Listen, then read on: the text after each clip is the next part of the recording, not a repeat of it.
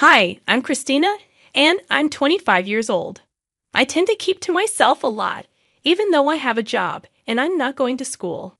My family, especially my brother, might think I'm lazy because of this. How did I end up like this? Well, it all goes back to when I was in middle school. I've never really trusted people, and that started because of some tough times I had in middle school.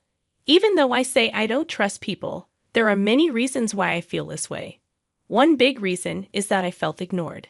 I'm not exactly sure why, but it seemed like people didn't find me interesting because all I cared about was machines. I've always loved working with computers and I was really good at it. This made me helpful at home. But soon, my grades started dropping because I spent more time with computers and with friends. My parents got worried. By the time I finished elementary school, they were scolding me, asking how long I was going to keep playing with machines. As I moved through middle school, with my parents always scolding me, I started to think maybe I shouldn't be doing what I liked. So I started to spend all my free time alone in my room, away from everyone. I cut off contact with the outside world. This made people at school think I was weird or even dangerous, and I ended up being isolated there too. My only friend during this tough time was my brother Keith. He always knew how to encourage me and make me feel better. With his support, I managed to finish school. But I didn't go to high school. Instead, right after finishing middle school when I was about 16, I started doing jobs that I could do on a computer from home. I worked part-time and used the money to buy old computers. I would take them apart and rebuild them from scratch. This hobby of mine paid off. By the time I turned 20, I was able to build computers that I could sell. Things changed quickly when I started a business selling affordable computers. Soon, I became well known. By the time I was 25, I had made a small fortune. I was even able to give my parents $2,500 every month to help with household expenses, and still had money left over. Even though I talked to my parents about my job many times, they didn't really understand it. We had some arguments, but eventually they decided that as long as I could support myself, they didn't mind what I did. Because of this, they stopped interfering with my life, and I could live freely at their house. However, my brother didn't think highly of me. He used to be kind and supportive when I was in school, but maybe he got tired of me. Even after I turned 20, I was still spending most of my time in my room at my parents' house, working on computers. Eventually, my brother started treating me harshly whenever he saw me. Since I'm not one to keep quiet, we ended up having more and more conflicts, and now our relationship is really strained. Things got even worse after my brother got married. It turns out his wife was someone he'd been involved with since high school, but she never really liked me. She didn't like the idea of being my sister-in-law, and it seems like she influenced my brother against me. Because of all this ongoing tension, I started being seen as a problem in our family home, even though I mostly stayed in my room. It felt like I was being attacked with constant hostility, which was a stark difference from my parents' concerned words. Our home, which used to be a safe and comfortable place despite the criticisms, suddenly felt like a place full of enemies. I no longer felt comfortable there, and I noticed my parents slowly siding against me and my allies disappearing one by one. Even though I was making enough money and contributing to household expenses, my brother and sister-in-law still saw me as a freeloader. They didn't understand what I was doing with my computer work. Slowly, they started saying things like they wanted to kick me out of the family home and live there themselves. Feeling completely estranged from my brother and his plans, I figured leaving wouldn't make much of a difference. If I left, I wouldn't have to keep contributing to household expenses, so I could save that money instead. It seemed like a silver lining in a way. As I was thinking about leaving, my brother suddenly brought up inheritance. He thought I was able to live comfortably because our parents had money. So when the topic of me leaving came up, he basically told me to give up my claim to any inheritance because they would take care of our parents. But what he didn't understand was that the reason our parents could live comfortably without working was because of the money I was providing for living expenses. I didn't think they could keep living like they were without that money. But to my brother, I was just a burden in my room. I was ready to leave, but I wanted to confirm one last time if my brother was okay with it. When I asked him, he just laughed and told me they would be glad if I left already. I realized once again how little my brother understood me. He just didn't get it. I felt sorry for him and his wife, which made me more determined to leave our family home. A few days after my brother told me to leave, I was still staying in my room. But during this time, my brother and his wife were relentless in their efforts to get me out. They kept knocking on my door, stopped providing meals for me, and even told me to do my own laundry. But these were all things I would have to do if I lived alone anyway, so I didn't find it too troublesome. I wasn't just sitting back and accepting what they said. I felt like they were unfairly taking my place away from me, so I decided to prepare for some revenge. I'm good with machines, and my brother seemed to forget that. He didn't realize the power I had with access to a computer. I wasn't going to quietly leave just because he told me to. In my brother's eyes, his marriage and me being a shut-in sister was the only chance for our parents to see a grandchild. Knowing that my parents were blinded by this and even approved of me leaving, I decided to set a trap that would activate when I left the house.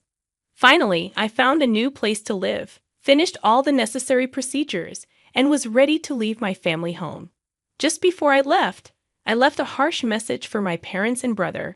I reminded them of all the ways I had been providing for the family and accused them of forgetting all the good I had done. I wanted them to realize who the real problem in our family was. My parents seemed surprised for a moment, but they probably believed my brother would somehow manage. In the end, they just brushed off my words as bitterness. I'm sure they didn't take me seriously, but I thought it was better that way for now, so I decided to go ahead and leave the house. I brought a lot of equipment from my family home and bought more items as well as furniture and appliances. I set everything up the way I liked, decorated the place with my favorite style, and made it super cozy. I found myself working even better than before. Living alone was scary at first, but it turned out to be really easy. The locals were friendly, and life was surprisingly comfortable. Since leaving my family home and doing everything on my own, I've been having a great time, experiencing new things. But then, I got a call from my mother. She asked if I did something to our machines. "What do you mean?" I asked. "There's something wrong with the computers and electronics," she said. I had no idea about that. I used to take care of them for free because we were family. But since they treated me badly and kicked me out, even if they're my parents, they'll have to pay the regular price. They accused me of being greedy and asked for a discount, but I refused. I thought to myself, at least my friends don't treat me like this. I was relieved that another trap hadn't been sprung, but I still had to handle the situation with my mother. However, my mother didn't seem to like my reaction.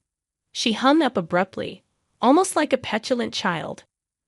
Then she sent me a spiteful email, saying something along the lines of "mean kids lose their friends." It made me wonder who the real adult was in this situation. Honestly, her behavior seemed self-centered, if not downright selfish. As for what I did to the family computer, I simply reverted all the adjustments I had made for free back to their original state. I bet to someone who doesn't know much about computers, it probably seemed like the computer started malfunctioning on its own. When I told them to contact the company to fix it, they threw a tantrum.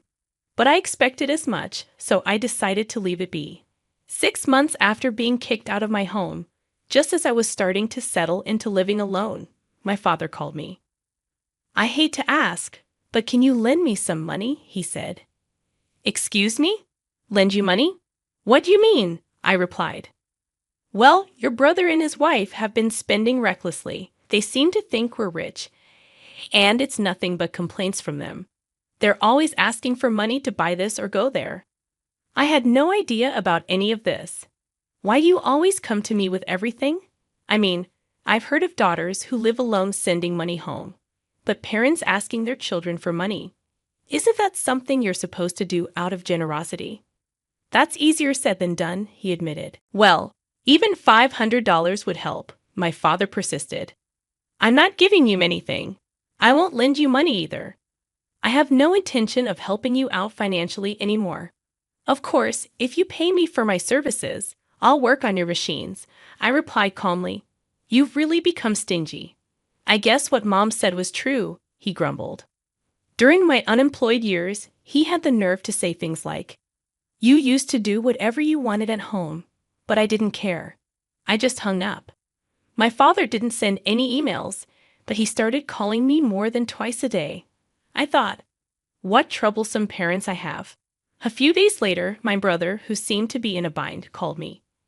When I asked him why they were calling me, he said, Tell me why our family home was wealthy before.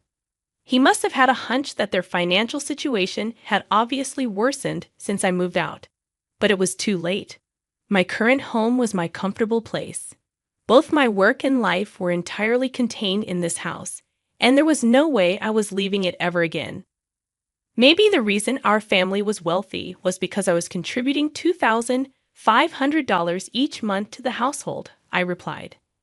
I didn't have to contribute that much, but I felt a sense of gratitude for being raised by my parents, so I gave more. So now, why would I continue to financially support a home that I was kicked out of? There's no way I would, right? I added.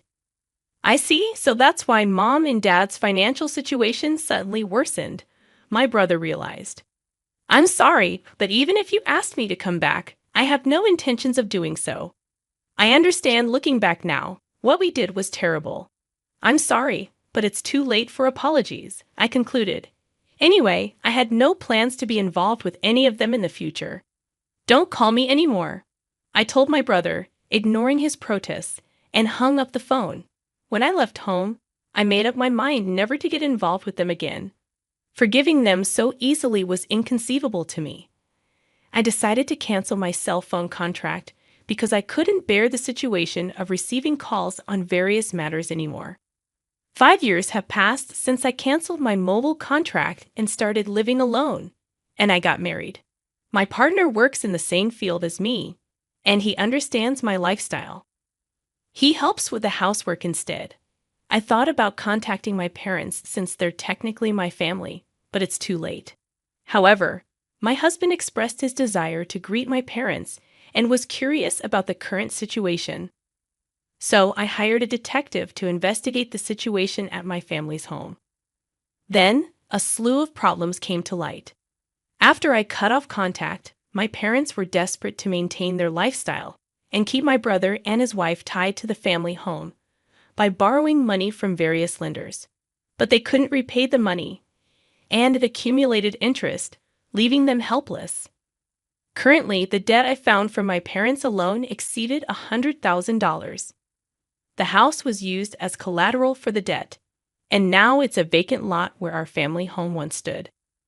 While I felt a bit sad because of my attachment to my family home, I concluded that they reaped what they sowed. I decided to investigate my brother's current situation. He seemed to have suggested a divorce due to his wife's extravagant spending habits, but she didn't accept it. They're currently going through a divorce lawsuit, which is both time and money consuming. My brother's wife hired a lawyer and is resisting the lawsuit, leaving them at an impasse. They don't have children yet, and it's rumored that my brother is infertile. Concerned, I sent the detective to the hospital where they were being treated, and it seems that he really wasn't fertile. This disappointed my parents, who were hoping for a grandchild, and ended the cohabitation. The family home was sold to pay off the debt. That was the pitiful state of my family now. It was evident just from a casual investigation that meeting these people in this state was not advantageous for me or my husband. After all, I have a kind husband now, 4 children, and a dog. We've bought a large home and are living the life that those people idealized. If they knew this fact, they would surely try to take advantage of it. I couldn't bear such a thing. So, as soon as I knew this fact, I went to the local office and arranged so that my information could only be accessed there. I made sure never to get close to those people from my side, and asked my husband to bear with not greeting them for our marriage. My husband looked disappointed, but when I explained the current situation, he seemed to understand, and he hasn't said anything since. When the situation at my family home calms down a bit and a time of reconciliation comes, I hope I can get along with my parents and brother.